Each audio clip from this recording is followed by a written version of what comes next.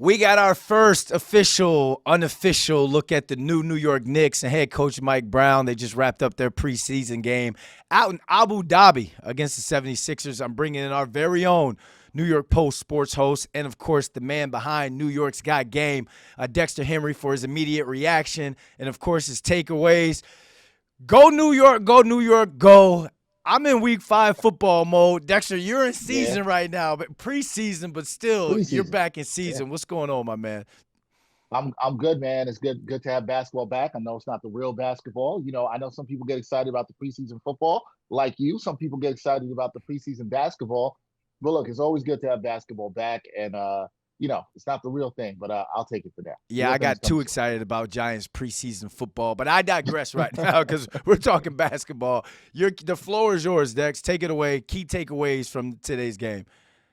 Yeah, well, look, this is a 99-84 win for the Knicks in their preseason game. And listen, when you talk about preseason, unless you're just a basketball junkie, which I say that I am, but you're not really looking at wins and losses here. You're looking at how guys play. You're looking at what rotations are going to look like. And I think coming into this game for a lot of Knicks fans, particularly because this is a new head coach and Mike Brown, because there have been some additions to the bench, I think that's a lot of what you wanted to see and what you were looking for. And look, there were some good things in this game. It was interesting. You saw the Knicks trying to play with pace. You could see how the offense looks vastly different than what it did under Tom Thibodeau. You saw the effort, concerted effort to push the ball, to get ahead, to look for guys streaking down the court in terms of leak out. So I really liked what you saw with that. I think another standout for me was how Carlton Towns was utilized in this one, not just as a scorer, but also as a passer. He did finish in double digit scoring, but you saw a couple of times where he made some good dishes. He found some guys, even though they didn't hit shots, he was good. Mitchell Robinson is the standout in this game. Mitchell Robinson had 16 rebounds in this game, all in the first half. Did not play in the second half. Mitchell Robinson was a menace on the boards. He looked to be moving well, even better than we saw him in the playoffs. He looked to be very well conditioned. I think that is huge for the Knicks. And we also saw the starting lineup of the double bigs. Mike Brown went and started Mitchell Robinson with Carlton Towns. Miles McBride did not get to start, which some Knicks fans have been calling for, but Miles McBride, another standout in this game, played very well, looked to be very confident, was in his bag, knocked down a couple of threes. And I think Miles McBride also, just like Mitchell Robinson, he's healthy. Dealt with some hamstring issues last year, but I think now he's healthy. He looks really confident in this offense. And I think those are my three biggest takeaways. Cat, how he looked and how he utilized his big man at the pass, Mitchell Robinson, and his prowess on the glass. And then Deuce McBride was fantastic shooting the ball and looked to be very, very confident. I think that's a good sign for the Knicks. The breaking news coming out of this one was how Josh Hart went down with an injury, but he was Mm. also ejected as well. As long as it's not a long term injury, this could actually be a good thing, Dex, because Mike Brown has said he's going to use a deeper rotation and use guys more off the bench. A lot of guys who got big minutes this game were exactly those type of guys. So, anyone stand out Mm-hmm. to you on that end? And if they lose a key contributor like a Josh Hart, do you think this team, this roster, is built to replace that player's production? Listen, to take the last part of your question, it's going to be hard to replace a Josh Hart. I mean, no pun intended or pun intended. He is the heart and soul of this team. He is the lifeblood, energy spark of this team. And we know what he can do for the Knicks. Now, he's been dealing with a finger injury that he re aggravated. He said he's going to have to wear a splint this season. But to see him go down, looked like he tweaked his back when he fell. He slipped and fell. That was hard. We don't have any reports on that yet. So we'll see. Hopefully, it's not a bad injury. Back injuries are tough. When you talk to players about this in any sport, back injuries are really tough. So hopefully he just tweaks something, he'll rest, and he'll be fine. I would assume he will not play in the next second game in Abu Dhabi on Saturday, and that he will just rest until they come back to New York and get ready for the game, their preseason third game, which is against the Timberwolves next Thursday. So, but in terms of who else played that I thought, maybe could have played better or done better than that. I think one thing you should know in this game is OG Anunoby. He did not play as he was injured, so he was out for this game. And Pacome Dadier, Nick's second year forward, got some minutes. He got the start, actually. I thought that was telling that Mike Brown started him instead of Josh Hart.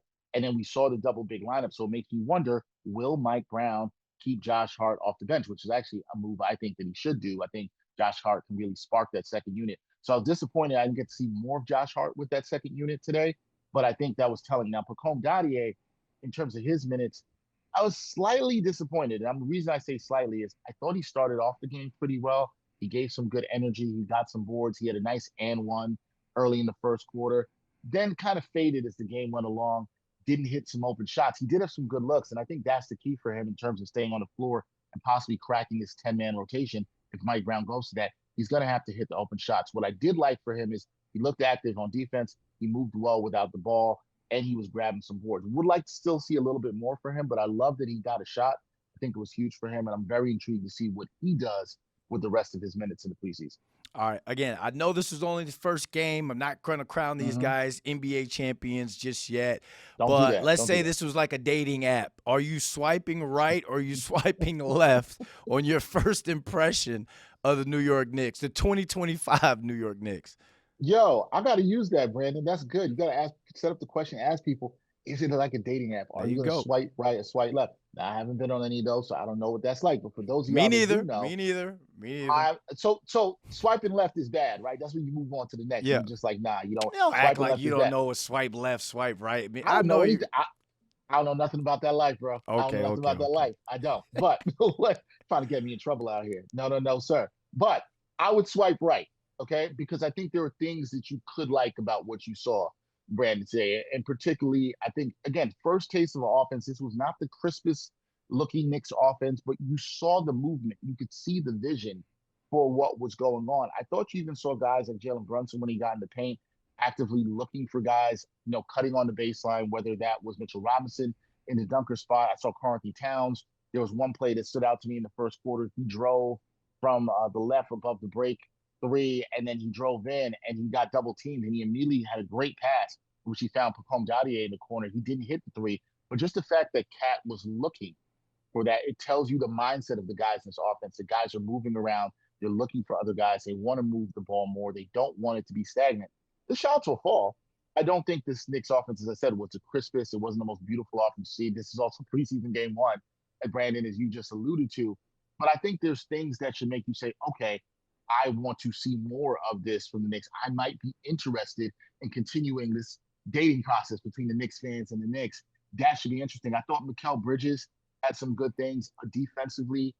He struggled with his above the break threes. I think he missed both of those in the first quarter. Didn't look really good. You'd like to see him start hitting those. But he did attack the rim a couple of times, which I thought was very encouraging for me. I've talked a lot about him. Now he needs to attack the rim as a playmaker and also try to get to the line. So there's some good things from this Knicks offense. Mitchell Robinson, as I mentioned, Miles McBride, as I mentioned. Other guys will come along as they get comfortable, but they look like guys playing in a new offense, but they looked a little bit attractive, so you might want to. So the 2025 Knicks just went from having just drinks with Dexter to something more formal, the way you're going to take him out to dinner now. You're going to pick up the tab. I like it. Hey, I mean, I host New York got games, so I already looked at it like we're in a long-term relationship. You know what I mean? Like we're already here, we're already doing this. But I think if you're a Knicks fan that was kind of on the fence about it, which is why I like the question, Brandon, I think there are things you can look at and be excited about. You should want to see more. You should proceed with caution. You don't want to go all in, but I think there are things you'd like to see more, and I think there were some good things, and more we'll see from Mike Brown. So how he distributes the minutes in game two and who plays and going forward, that'll all be very interesting. Real quick, Dex, for people who haven't seen it just yet, promote Got Game. Yeah, you can check out New York Got Game with us. We do it twice a week now. Our early episode drops on Mondays, and then we usually have something later in the week for you. Also, we'll be doing Knicks Weekly Live again, coming to you on Wednesdays or Thursdays. So a lot of stuff with Got Game. If you love Knicks basketball, it's the place to be. We'll have a lot of great guests. Our guy Stephen Bondi, our great beat reporter, a lot of Knicks content creators. You know the usuals. They'll be with us this year. So it's going to be a fun year. A lot of anticipation for Knicks basketball, and I can't wait. Love doing the show every week. It's always fun. Appreciate you jumping on with me, man. Anytime, my guy. Thank you, and be careful on those dating apps out there, people.